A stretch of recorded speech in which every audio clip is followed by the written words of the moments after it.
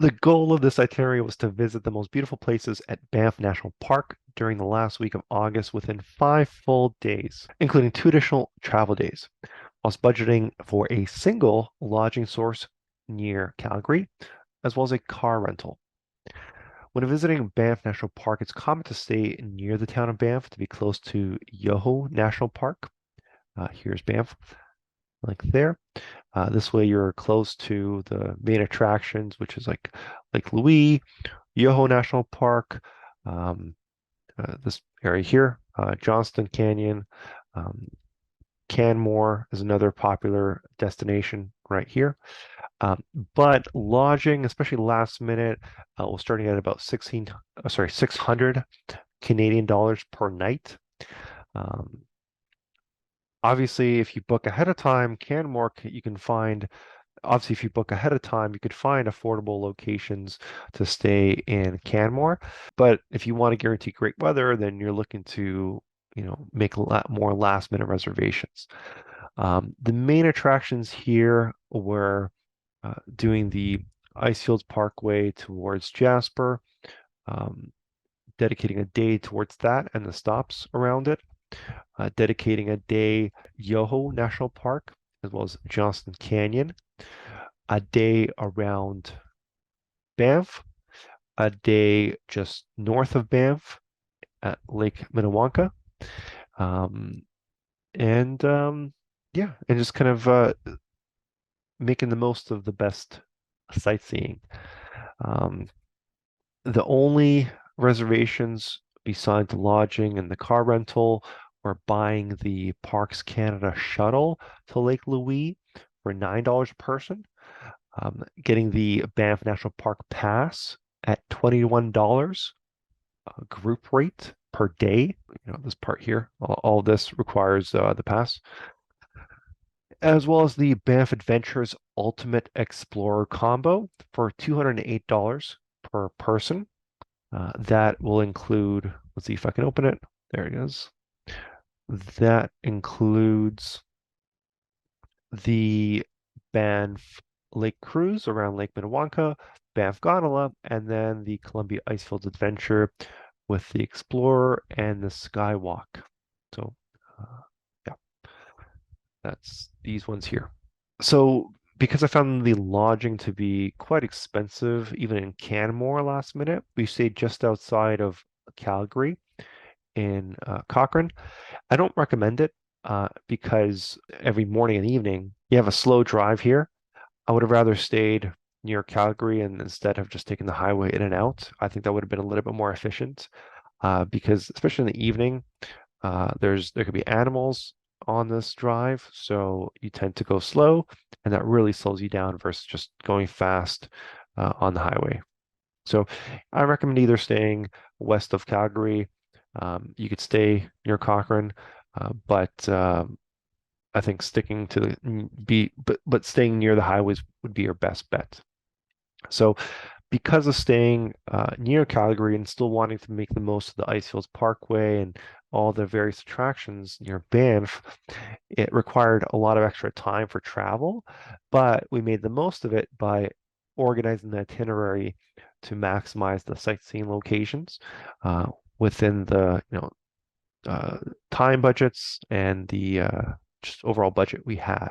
I'm glad we did this trip during the high season of August because into September you start to get with more random weather.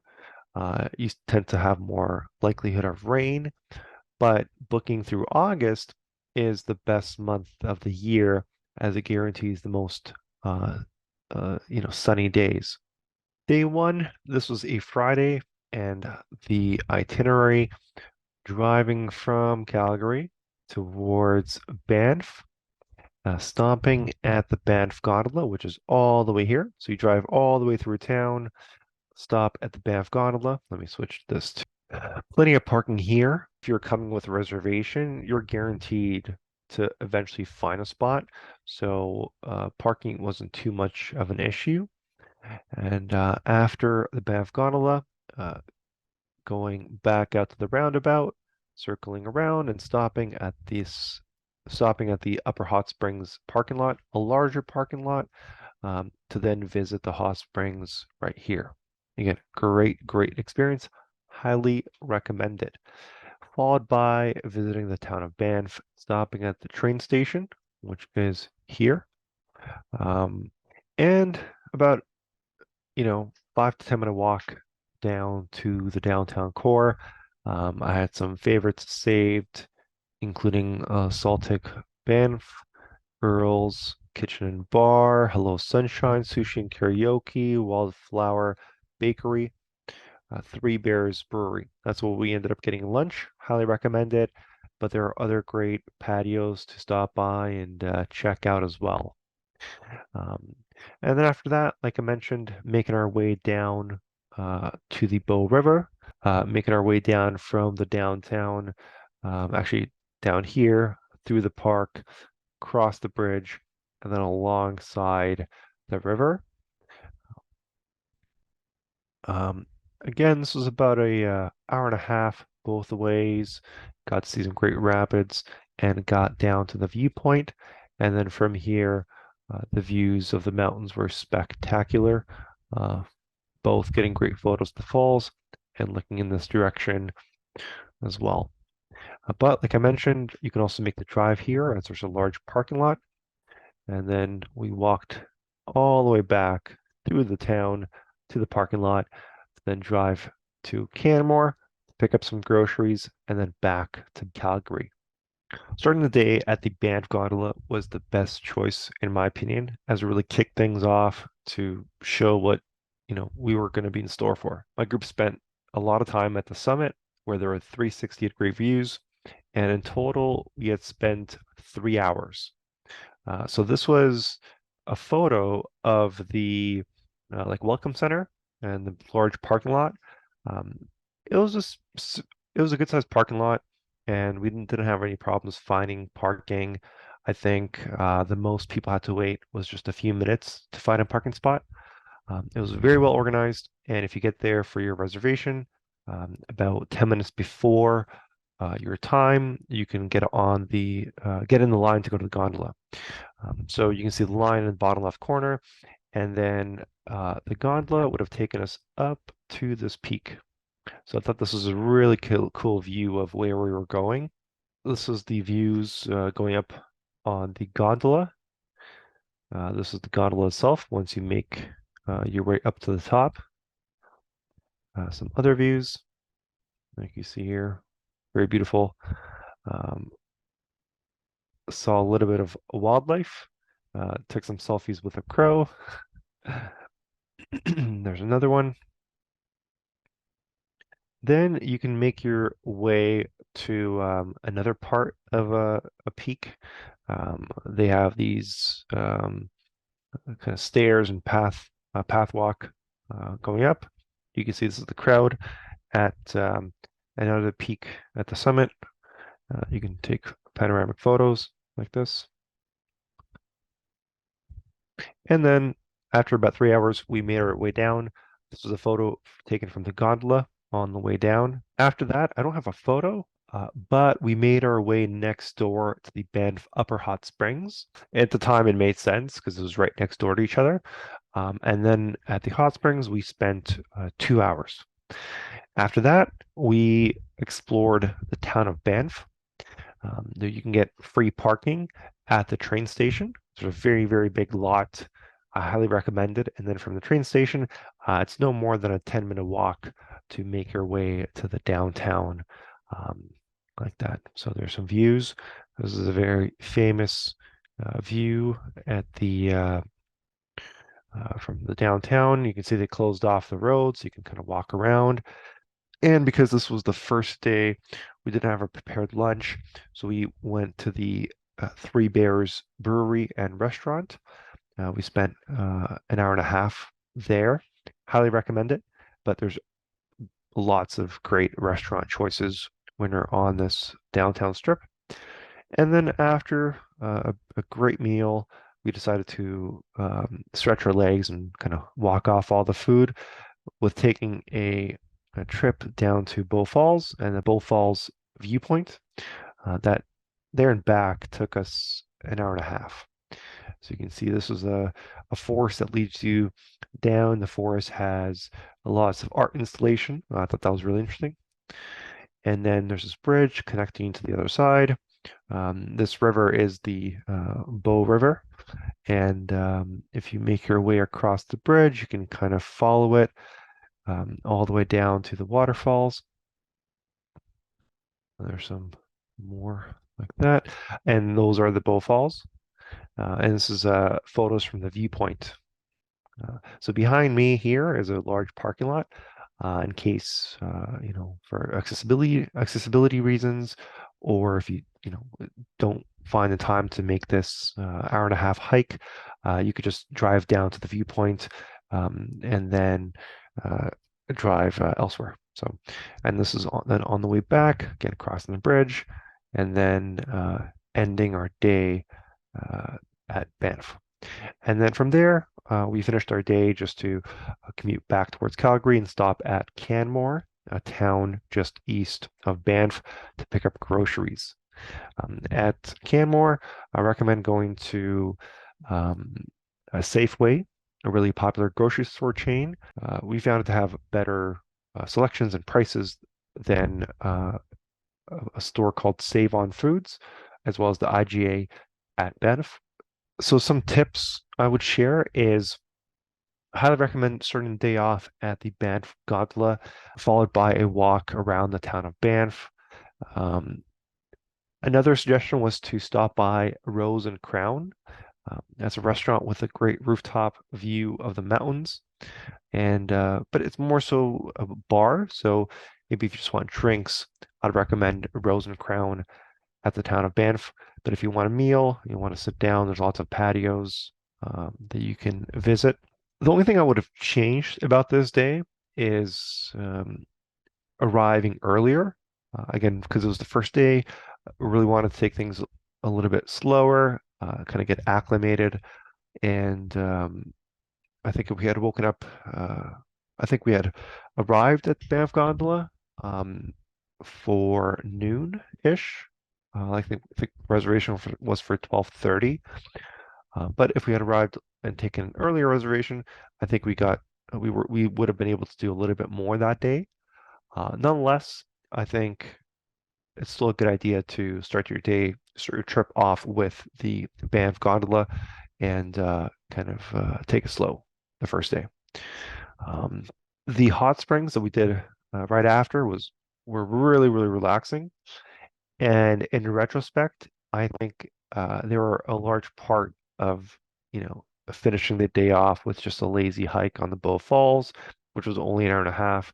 And it kind of deterred us from doing one of the more moderate to difficult hikes I had planned. For that day, originally I had a hike at Tunnel Mountain for the Tunnel Mountain Summit. That would have been a 4.2 kilometer, hour and a half hike.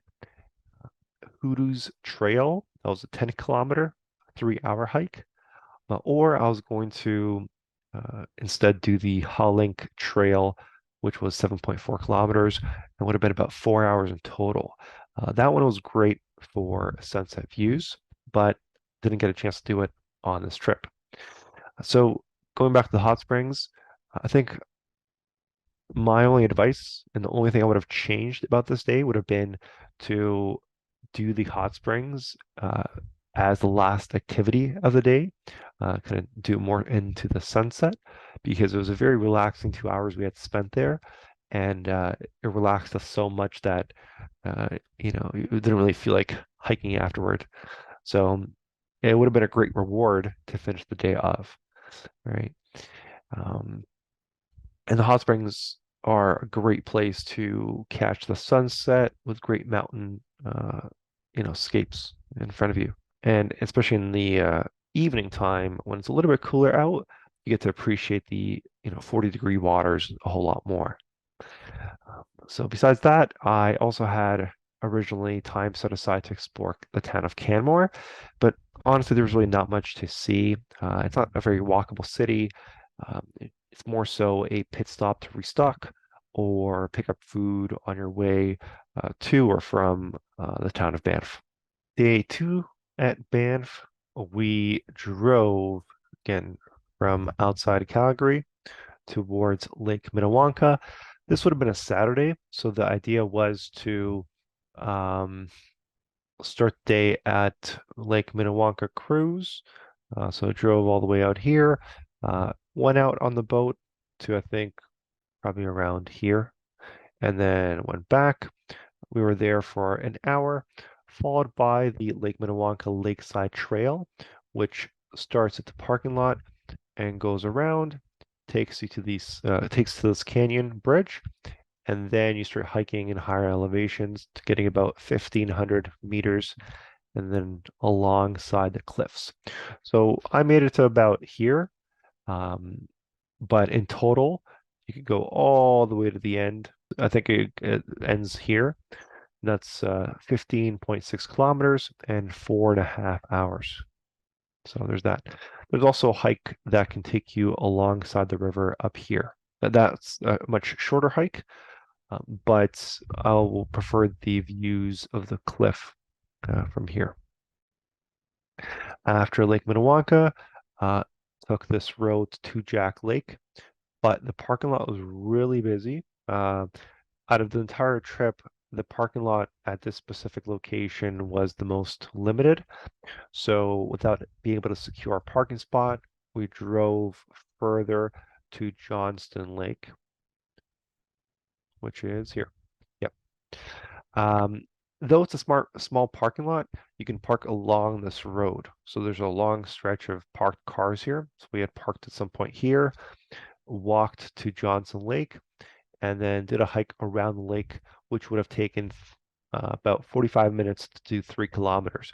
This was the first time we seriously went swimming, and the water here was fabulous. The hike is right around the perimeter, so it looks like this, and like that. And there's many opportunities here to swim. There's some beach areas here, some here. Everyone's on paddle boards. Everyone's enjoying the great weather. So highly recommend going for a dip here after Lake Minnewanka. Now, on the way out of this area, I had plans to stop at, I believe, Bankhead Trail, um, but I just forgot it on the way out. It's around here somewhere. Bankhead, there it is. So went all the way around back and went towards Sundance Canyon Trail. Initially went to the Vermilion Lakes, which is here. You get off the highway and you drive in here, and there's like parking space areas like here. But it wasn't too interesting. So like I said, it's got a little bit of a swampy vibe. Um, and instead, I decided to drive through Banff again, through here, cross the bridge, and go to this parking lot to do the Sundance Canyon Trail, which was 8.7 kilometers and took almost 3 hours. And then this one, this hike was from the parking lot all the way around here. I think, yeah, somewhere like this. At some point, you can turn around. I forget where we turned around. We probably turned around like here. Um, Cave and Basin was is like a obvious spot to check out, but the strong scent of the sulfur minerals made it unbearable to be around the building. It's like a stench of rotten eggs, so we had avoided it. It's something that looks great on paper, but once you're there, you rethink it. So my recommendation with this is to stay on the paved path because I believe on the way back, uh, yeah, so we took this path, here, I'll show you. We took this path in, paved path. I mean, it's a little bit underwhelming because there's really not much to see. And so then on the way back, we figured, okay, let's take the alternative path through here, like this. But we really regretted it as it was a this like unpaved path for a horse activity, and it was not very well maintained. So I don't recommend taking this path at all, and rather just make your way back through the same paved path like that. But again, good views, but a pretty long and dull trail. So maybe you can substitute Sundance Canyon Trail for something else, or maybe an activity inside the town. One activity that I never got around to do was a distillery tour. They do one at a place downtown where they do it every half hour. So alternatively, like I said, Tunnel Mountain Trail, Hoodoo's Trail, where you know other trails I wanted to do in Banff. So yeah, there's lots of trails if you go this way alongside the coast. Tunnel Mountain is here, and you can also do one. Hoodoo's is around the mountain like that. Day two had a Lake Minnewanka cruise, Lake Minnewanka Lakeside Trail, and Johnson Lake finished by the Sundance Canyon Trail. So day two started off with the Lake Minnewanka cruise, a very popular attraction. We had spent about an hour in total there. Our reservation was for 10. They wanted you to be there for 9:30. And we had arrived just before to get a parking spot. Parking was there's a lot of parking at 9. Again, similar to what you read about in terms of parking being hard to find. Um, I could see that being the case, during weekends in the afternoons. But assuming you really want to make the most of these, hikes and activities, you you're likely going to get there before noon, and then you aren't going to have too many problems finding parking at these various parking lots. At Lake Minnewanka, there was ample parking until about noon, and this was on a Saturday that we went. And then nonetheless, I think if you hang around for a couple minutes, you would have found a spot. But eventually, they were turning people away. So I think again, the idea is to start your day off with these reservations, and then they tend to be in the mornings, and the rush isn't as bad in the mornings. And even on a weekend, you shouldn't have much trouble finding parking. Um, we had spent, like I said, about an hour on the cruise. It was a good time, a little underwhelming. There wasn't really much to see or do, just a trip out in the center of the lake and then half an hour there, hang out there for about 10, 15 minutes, and then half an hour back. These are some of the views. Yeah. And after this activity, there was a really nice hike called the Lake Minnewanka Lakeside Trail. Um, the full trail is 15.6 kilometers and takes about 4.5 hours to do, but you can do as much of it as you feel like it. So I ended up doing about a quarter of it and really, really enjoyed it. It was my personal, really hard to pinpoint the best hike of the trip, but definitely my top three. Um, now, this is one of the few hikes at Banff that require you to do it in a group of people. So there will be signs before you start the hike letting you know that they require you to be in a group of 4. And if you're caught uh, on your own or in a group that's less than 4 people, there are apparently fines. I think it said there was a fine for $25,000. Um, I'd assume they'd give you a warning, but we did see 2 like park rangers during our few hours here, and one of the rangers did catch a couple that were doing the hike by themselves and had escorted them back to the parking lot and looked like they were writing them up some sort of citation. So just know if you're going to do this hike to have a minimum of 4 people. We saw some wildlife. These are some of the views during the trail. Oh, that's a better photo. There you go. Like I said, I really enjoyed this one because you make your way through the forest and like zigzags a little bit, and then at about 1500 meter elevation. You finish the hike, the last like 3/4 of it on the cliffs. And these are the views. There are unobstructed views that you see here, like that. Gravel paths. So uh, the hike wasn't difficult, but there was some significant elevation getting up to the cliff. Nonetheless, I recommend it, and I would have, if I knew this is this beautiful, I would have dedicated a lot more time to it. And rather than just doing a quarter, I would have done majority of it at least. But like so, the full trail is over 15 kilometers. This is a photo from going back. There's a bridge that overlooks this river, and this was driving away from Lake Minnewanka, like you see here. After that, we made our way towards Two Jack Lake, but the parking lot was full. This was already like I think like 1 o'clock. So though I had uh, a stop at Two Jack Lake, there we couldn't actually park our car there. So we went to the next best lake down the road, which was Johnson Lake, and did a hike around the perimeter of the lake, all in about 3 kilometers, and took 45 minutes. Obviously, if you're going to stop and take photos, and add extra time to these, estimates, like you see here. After that, we drove back to Banff. Originally, we had an itinerary to do the Vermilion hikes, the Vermilion Lakes. There's like two lakes just outside of Banff, but they were a little bit underwhelming, kind of gave us a little swampy vibe.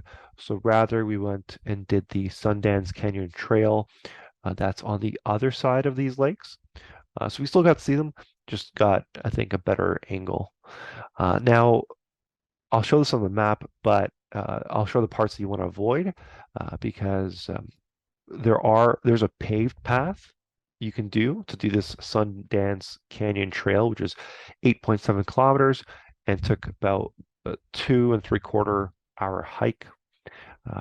But there are also pathways that are like you see here from this photo, and it's not very well maintained to say the least.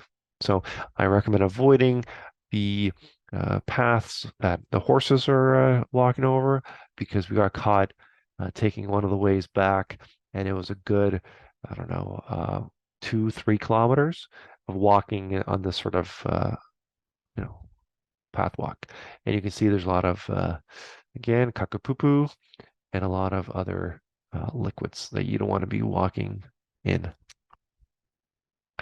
So I think the takeaways from this day were that Lake Minnewanka was beautiful. It was also the coldest lake we've been to. So if you're looking to do a cold plunge, Lake Minnewanka would be your best bet at the Banff National Park.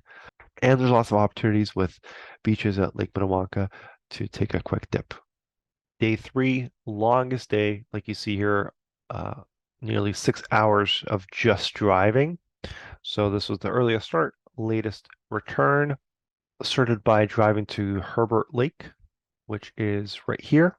So at this point, you cross into the Icefields Parkway, and there's a nice lake that we wanted to catch the morning sun at. Then went to Panther Falls here, and like I mentioned, just right on this is called the Big Bend, and then right off the highway, you'll have a 1.3 kilometer half-hour hike through the Panther Falls. It's like I think it starts here, and then it like zigzags like this, like this. So highly recommend it, like that. Um, Followed by on the Icefields Parkway to the Columbian Icefields Glacier Adventure. That's here. Um, and then once you get to the big parking lot, make sure to go here. This parking lot's reserved for like buses and the VIPs and stuff like that. But this is the one you want to go to for the reservation. And then the buses will take you up to the glacier here. So they'll take you like that, like that. So there's that. Like I said, that we were here about for 2 hours, and then the activity ends with a drive to the skywalk. The bus will drop you off here, and then you can walk to the skywalk and then back. And then you wouldn't wait more than 10 to 15 minutes to get the shuttle back to your parking lot. And from there, because we were already so close to Jasper, I wanted to make the most of this, super long trip through the ice fields, and found time to go a little bit further northwest to Athabasca Falls. Again, not much of a hike, but rather just right off the highway, getting to see the falls here and the great views facing this way. Jasper is close and there are great activities, but could not fit it into the 5-day itinerary. Then driving back towards Calgary in the later part of the day, stopping at Sunwapta Falls, doing a 3.2 kilometer 1 hour hike. Highly recommend it as it's a hike along the river with multiple uh, falls to see and check out. So it's like a hike that you just do down here and then all the way back up. This was probably uh, the greatest elevation throughout the trip, like that. So, and continuing to make our way back, stopping at Messiah Canyon, which is here. Again, this could be a 2 kilometer, 40-minute hike, but we had just, uh, yeah, we had just parked here and then hiked to the little bridge, got great views, though the hike can also take you around here and then back. So there's that. Finishing the day off with Peyto Lake Viewpoint here. Like I mentioned, this was in the evening time, and if I had, adjusted this itinerary, I would have put this at the beginning of the day, perhaps instead of Herbert Lake, um, then finishing the day off. And then there's also Bow Lake and Bow Lake Viewpoint. That's worth checking out. And then from here, a long drive back towards Calgary. Day 3 was by far the busiest and longest day, with the earliest start and the latest return, as the goal was to maximize the sightseeing along the Icefields Parkway. So the major reservation on this day was visiting the Columbian Icefield and the Glacier Walk. So coming from Calgary, or just outside of Calgary, it really required waking up the earliest for the long drive there. Now, I did 2 pit stops before making the Icefields Glacier reservation, and that included the Herbert Lake. You can see it here. Um, a a hike around it is 1.6 kilometers and about 25 minutes. But for us, it was just a quick pit stop to see it out in the morning, followed by driving further along the Icefields Parkway to the Big Bend, where you could find Panther Falls Trail. It's 1.3 kilometers, half an hour. Both were very quick hikes, but very beautiful. You can see this is one of the waterfalls, and then across it, you can see that, and that's the river across it. And again, that's the Panther Falls. It's huge, highly recommended. Quick pit stop. Um, it's right by the road, so it's very quick and easy to get to. And then making our way through the Icefields Parkway, great drive. These are some of the views there. So some of this required pulling over to the side of the road and snapping some photos. Other photos were taken from the car on the drive, like you see here.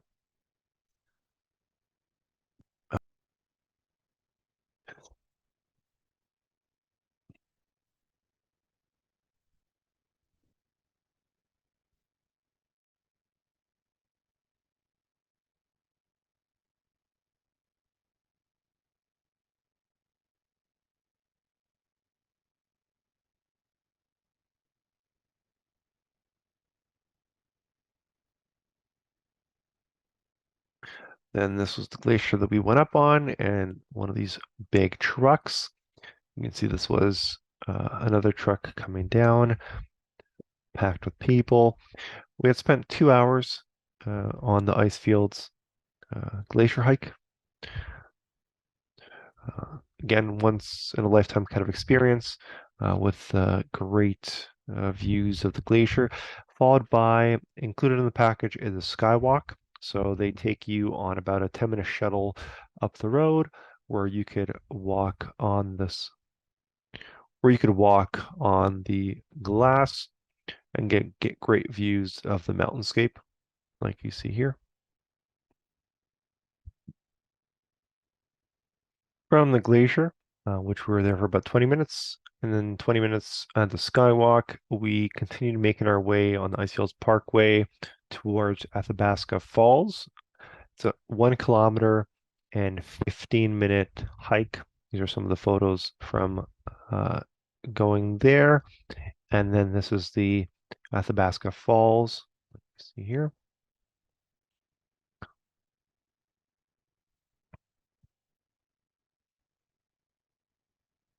And then we made our way to the Sunwapta Falls. This is a 3.2 kilometer, 1 hour hike.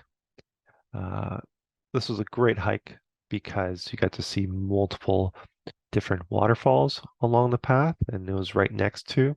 So these are some of the photos from Sunwapta Falls. And afterward, we made our way back towards Calgary, stopping at the Mistaya Canyon. So that's what this is here. You can see right there.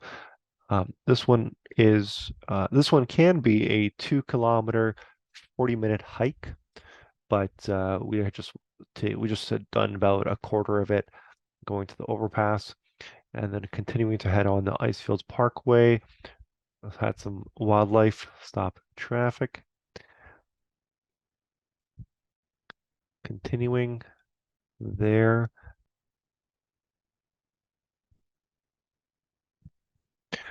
We finished the day stopping at Pado Lake and going to the viewpoint. About an hour, sorry, it's a 1.3 kilometer, 30-minute hike to the summit, or to the viewpoint, I should say, not the summit. And you can get these views. The views were good, but in my opinion, a little bit underwhelming around sunset. And if you're, if if I change, I would have instead done this viewpoint on the way towards the glacier and had done it in the first half of the day rather than leaving it to the very, very end. Additionally, um, I had plans to stop at waterfowl lakes as well as Bow Lake and do the Bow Lake views and do the Bow Lake viewpoint there as well, but just ran out of time as we still had to get back towards Calgary. So those were the activities we had done on day 3. And day 3 would have been Sunday. Day 4 looked like this. Starting the day off, this would have been a Monday at Johnston Canyon Hike. So this would have been driving all the way to here. So you drive up here, go on the road. It's a very slow road, but nonetheless very pretty. And at Johnston Canyon, you hike uh, up by the falls here and then back. There's both Johnston Canyon hike upper and lower falls. And so if I zoom in, yeah, so you see lower falls are here, upper falls there. So great hike, lots to do here. Busy, but again, if you start this in the morning, you can really take it all in without big crowds. Followed by Emerald Lake, which would have been driving out and further here. This area is the Yoho National Park and stopping by Emerald Lake. There's a little great cafe there to get a quick refreshment after you're done doing the loop around the lake. So if I zoom in here, Um, yeah, hard to see on that map, but just doing a loop around took 5.1 kilometers and a little over an hour and a half. And then whilst already being at Yoho National Park, decided to go to Takawaka Falls. All right. And that included driving up here. This is actually it's hard. I mean, besides the Icefields Parkway, this path up to Takawaka Falls was the most enjoyable. This was like like the cliche, driving at the edge of the cliffs, a lot of you know, a really pleasant drive, and then large parking lot where you hike uh, or towards here, get great views of the falls, and great photos of the mountainscape in that direction. Finishing with the Boom Lake. So driving back out here, going to Boom Lake, back here, and on the way back, Boom Lake. On paper, it might not look like an interesting hike because you're going just like 5 and change kilometers in either direction. And then here, there's not uh, much to hike except just primarily swim. So the hike ends here, and then we went for a dip here. And this is great because you're like in the middle of this, surrounded by mountains, and there's great echoes and the crystal clear waters, and it's an overlooked hike slash lake. So you'll have it all to yourself. So I recommend that. And that was definitely the highlight of the trip. Day 4 started with Johnston Canyon hike, upper and lower falls, for a total of 5.3 kilometers in about 2 hours. So really happy with the way this day turned out. There are a couple of lines to get photos, but nonetheless, lots of different waterfalls to snap on the way and then on the way back down. From there, we drove to uh, Emerald Lake and did the 5 kilometer, about 1 hour and a half loop around the lake. This is it. Tried swimming here, but the water wasn't very clear. Was a little bit slippery, so did not enjoy swimming here. And afterwards, made our way to, well, while still staying at Yoho National Park, made our way to uh, Takakau Falls, which is 1.8 kilometers and about 35 minutes. So this was a short walk to this second largest waterfall in Canada. Um, really good experience. Highly recommend it. This is the view uh, facing it, like when you're looking in the opposite direction, like that. And afterwards, finish the day by driving to Boom Lake for a 10.5 kilometer 4 hour hike. These were the views, and I believe this was taken at about 6 o'clock, and we had the lake to ourselves. So this was the best swim and definitely the highlight of the trip for me. Very clear, crystal clear waters. This is a photo of a stream on the hike back from it. Um, so, but yeah, this photo doesn't do it justice, but does show how crystal clear the water is, deep, cold water, and I had a great time swimming here. So highly recommend Boom Lake. I think it's overlooked in a lot of itineraries, especially because when you're looking at the trail, it's just, 5 and change kilometers from the parking lot through the woods until you get to the lake. And then around the lake, there's no hike, but the payoff was incredible. Um, and being there at 6 o'clock with no one else and getting to be able to swim there as long as you want, being able to like scream and hear the echo from the mountains across from you was incredible. The last day, day 5, this was a Tuesday. We started off with Grassy Lakes, which would have been here. So on the way towards Banff, just off the road, you stop at the trailhead here, And then, like you see, you could either take the hike um, this way or this way, the upper and lower paths to do end up doing like a loop around grassy lakes. I highly encourage you to do the lower path. The elevation isn't as steep, so there's still great elevation when you make the climb on this lower path, and then it like zigzags up here, and then you get through grassy lakes, and like it looks like this, uh, something like this, yeah, maybe like this, and then you actually, yeah, you can go around the lake. I think we just did a loop here, and then back down on the upper path.